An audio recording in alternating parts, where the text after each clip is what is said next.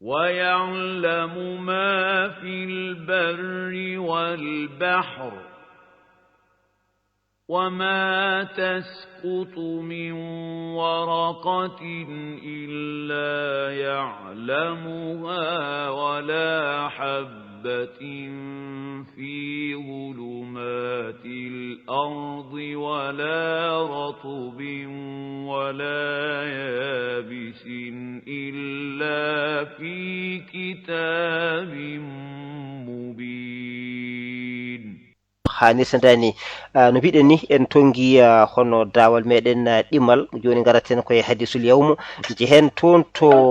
hono musidɗo meɗen cuɓaɗo Djiby Sow ceerno cuɓaɗo Djiby Sow gorko mo Agname Yoriyaɓe ko kanko habrata en tigui tigui hadisul yawmu hande o ƴewaden tigui tigui hollo rogere nde o lowen en. ceerno cuɓaɗo assalamu aleykum wa rahmatullahi taala wa barakatuhu. أعوذ بالله من الشيطان الرجيم بسم الله الرحمن الرحيم الصلاة والسلام على أشرف المرسلين سيدنا محمد وعلى آله وصحبه أجمعين. رب اشرح لي صدري ويسر لي أمري واحلل عقدة من لساني يفقه قولي. سبحانك لا علم لنا إلا ما علمتنا إنك أنت العليم الحكيم. رب رهو سلمنا ما جرام نياغنا ما الله مجري تابني كريدنا ناغال بندرامي كدي حتى كدي راجو من راجو رندو non garen e yewtere men wiyeteende hadisul yaw yewtere hande noon mataw jiɗɗen barkinorade koye deftere Allah teddude nde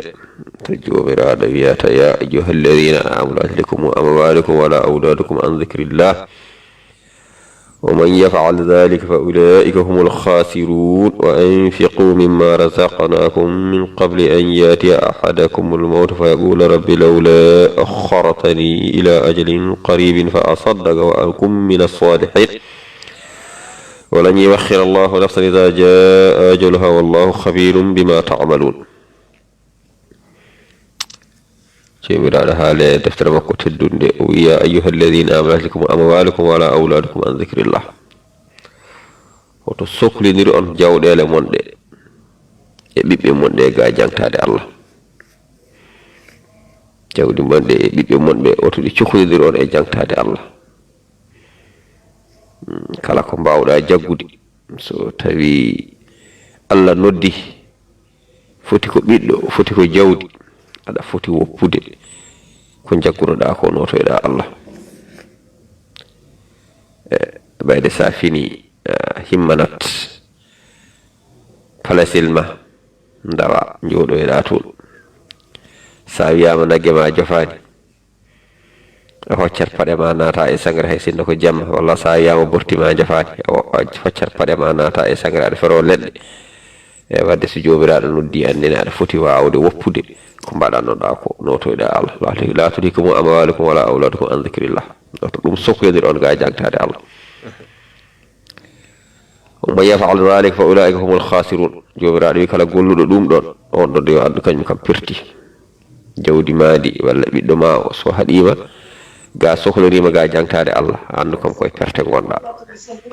eyyi ɗum noon ene yetti ha e gueɗon men goda kon hande kon portable ɗe audio ji ɗi e fof ko hen jiya sa renaki tan ɗi ƴettata ƴettama ko fonnoɗa jangtade Allah daña hen Allah keɓa hen moƴƴere ɗi ƴetta ɗum ha laala nde jomiraɗo haalugoɗo wo anfiqu mimma razaqnakum min qabli an yati ahadakumul mawt komin dokki on ko kadi nafgue hen so Allah rokkima jawdi sakko hen jaltini hen asakal ko ɗum jomiraɗo yamiri henne adda ɗo min qabli an yati ahadakum ko aɗinde mayde arata nde wonno wiya ɗeɗo so ruttima e joomi ko ɗum fo adto nimsande so tawi o sakkotano ko walla o yaltintano asakal ko ɗum adto nimsande wadde o wiyato fa yaqula rabbi lawla akhartani ila ajalin qarib jomam tinno rokkam seeɗa tan mi rutto aduna e sino 30 minutes tan so wi toon holko waɗata fa asaddak somi yii toon mi yaltina asakal somi yii toon somi rutti sa rokki kam mi ruttima seeɗa jawdam ndi fa asaddaga wa kum min as-salihin somi sakkima mi naata ko moƴƴi mi jiyami e kon hankadi noon mataw so trop tard jomiraɗo yom wala yuakhira Allahu nafsan idha jaa ajaluha hankandi kay ɗo on ɗum hankandi ɓenni a yawti ɗum ɗon tawi kay lajal ngal yonti hankandi hay goto newnantaki hankandi ruttade alade wala yuakhira Allahu nafsan idha jaa ajaluha hankandi kay lajal ngal kay so yonti hankandi hankandi ruttade ala wadde ko gilande gonɗa toon nde tamo dokkalɗa toon o e jawdi luɓalɗa toon ndi ko gila nden ponnoɗa wadde wallahu khabirun bima ta'malun Allah kadi ene humpiti ko golloton kode ko gollete ko Allah ene humpiti ɗum ɗon goto fof kadi yo andir noon Allah kala ko golluɗa e moƴƴere Allah ene andi ko golluɗa kadi ko wona ɗum kadi Allah ene andi non mataw ɓayde min taƴƴi kewan tan daɓe hindo yo Allah suɓanen moƴƴere en calmini dendagal bandiraɓe hettiyankoɓe e radio Rendo en juurima ɗumen en calmini seremɓe ɓe e sohnaɓe fof kadi en ñaguima yafuya wata ko musidɗo mon cuɓaɗo Djiby Sow musidɗo mon almudel mon calminama juurama ñaganama Allah moƴƴere e moƴƴi Allah nen assalamu aleykum wa rahmatullah. wa aleykum assalam wa rahmatullahi taala wa barakatuhu. jarama ceerno cuɓaɗo Djiby Sow gorko mo Agnam Yoryaɓe golle ma jooɗi peewi yo gene yoɓɓe moƴƴere juuna balɗe kadi nurɗina gandal ngal no hanniti ni aadi men ko janggo